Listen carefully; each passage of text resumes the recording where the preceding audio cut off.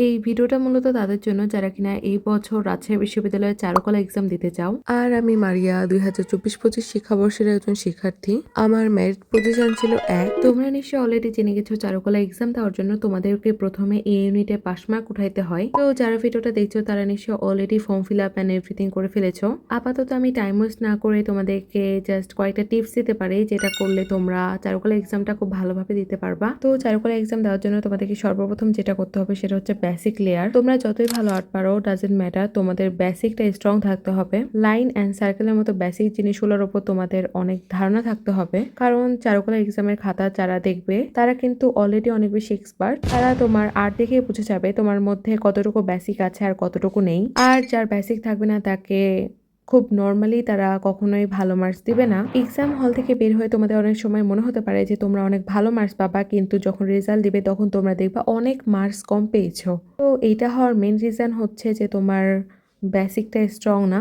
Basic বলতে তোমাদের line, circle, composition and oval and perspective, এই জিনিসগুলো তোমাদেরকে জানতে হবে। আর এই জিনিসগুলো জানার জন্য কিন্তু তোমাদের একটা টিচার লাগবে। তো তোমরা যদি অ্যাফোর্ড করতে পারো তাহলে তোমরা অবশ্যই একটা টিচার রাখবা। আমি হয়তো তোমাদেরকে বলে বোঝাইতে পারবো না, টাকা গেলে তো টাকা আসবে, বাট সময় চলে গেলে কখনোই সময় আসবে না। তো তোমরা যারা অ্যাকচুয়ালি সিরিয়াস প্রিপারেশন নিচ্ছ তাদেরকে আমি একটা জিনিস সাজেস্ট করতে পারি, তোমরা অবশ্যই কারো কাছ থেকে একটু শেখো। এই কয়টা দিন আছে তোমরা প্র্যাকটিস করো, বেশি সময় নাই, সেহেতু খাওয়া দাওয়া আর ঘুম বাদে যেটুক টাইম আছে সেটুক টাইম পুরোটাই প্র্যাকটিস করো। প্র্যাকটিস তোমাদেরকে অনেক বেশি পারফেক্ট করবে। তোমাদের এমন মনে হতে পারে যে একই জিনিস কেন বারবার প্র্যাকটিস করবা, কিন্তু সত্যি কথা বলতে কি, একবার যখন কোনো কিছু প্র্যাকটিস করবা, সেম জিনিসটা যখন 10 বার প্র্যাকটিস করবা, তখন দেখবা 10 নাম্বারটা কিন্তু 1 নাম্বারের থেকে অনেক বেশি ভালো দেখাবে। সো পারফেকশনের শেষ নাই। আর আজকের ভিডিওতে তোমাদেরকে আমি বেশ কয়েকটা ইউটিউব চ্যানেল সাজেস্ট করতে চাই। তোমরা যদি একান্তই টিচার অ্যাফোর্ড না করতে পারো তাহলে এই চ্যানেলগুলো তোমরা ভিজিট করতে পারো। এই চ্যানেলগুলো তোমাদের জন্য অনেক হেল্পফুল হবে ফর শিওর। ফার্স্ট যে চ্যানেলটা তোমরা ভিজিট করতে পারো সেটা হচ্ছে চারু নন্দন,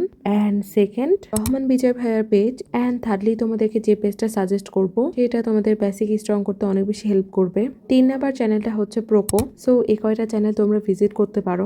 আর তোমাদের যদি আরো কিছু জানার থাকে তো কোনো দ্বিধা না করে অবশ্যই আমাকে মেসেজ করবা। আমি যতটা পারবো তোমাদেরকে হেল্প করার ট্রাই করবো। চারুকলা এক্সাম রিলেটেড যে কোনো কোশ্চেন তোমরা আমাকে করতে পারো সরাসরি ইনবক্সে। তো আজকের এই ভিডিওতে আমি কোনো বেসিক দেখাইলাম না, কারণ আমার নিজের কাছে মনে হয় আমার বেসিক স্ট্রং না। এটাতে আমি নিজেই স্ট্রং না, সেটা আমি কিভাবে তোমাদেরকে শেখাবো। জাস্ট আমি গাইডলাইন দেওয়ার জন্য এই ভিডিওটা বানিয়েছি।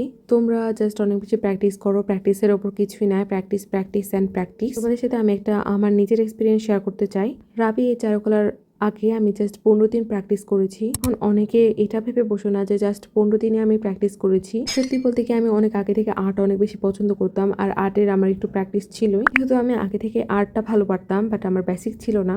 সো লাস্ট 15 দিন আমি জাস্ট বেসিকগুলো প্র্যাকটিস করি। আর এক একটা জিনিস আমি এতবার প্র্যাকটিস করেছি, আসলে বেসিকটা যদি তোমরা একবার বুঝে যাও তাহলে যে কোনো টাইপের আর্ট, যে কোনো বডি ফিগার অ্যান্ড এভরিথিং তোমাদের আঁকাতে কোনো সমস্যা হবে না। এটা অ্যানিমেল ফিগার হোক অথবা হিউম্যান ফিগার হোক। So that's it for this video. I hope this video will help you. You can visit my page, and if you are someone who watching this video from YouTube, just subscribe my page. Thank you. Bye bye.